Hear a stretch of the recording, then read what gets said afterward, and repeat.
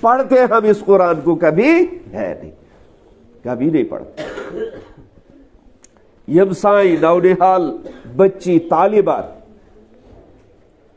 پرد گو تلی مکتبس آئس گسن. جب ہم ڈوڈا جائیں گے، شادی میں جائیں گے، تب ہمارا پردہ نہیں ہوتا ہے، تب ہم فیشن پرست بنتے ہیں، تب ہم اپنی بیٹوں ٹائٹ کپڑوں میں دیکھ کر خوشی سے جھومتے ہیں اور یہ کہتے ہیں کہ میری بیٹی بہت اچھی لگ رہی، میری بیٹی کے بدن پر یہ کپڑے سج رہے ہیں.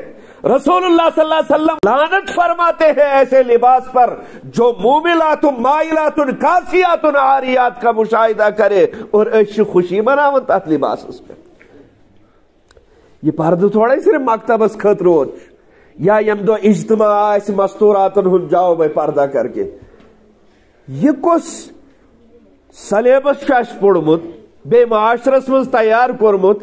بازار میں جاؤ تو بے پردہ، مکتب میں جاؤ تو پردہ کرو، اجتماع میں جاؤ تو پردہ کرو. جہاں پردہ اس سے بھی زیادہ ضروری تھا تچن سون پردے اور امچ ذمہ دار یہ ژھانا ماجہ بیش تم کھت زیادہ ذمہ دار یہ گھرک زیوٹ، تم کھت زیادہ ذمہ دار یہ محلک امام، اس سے بڑا ذمہ دار جامع مسجد کا امام، اس سے بڑا ذمہ دار اس وقت کا عالم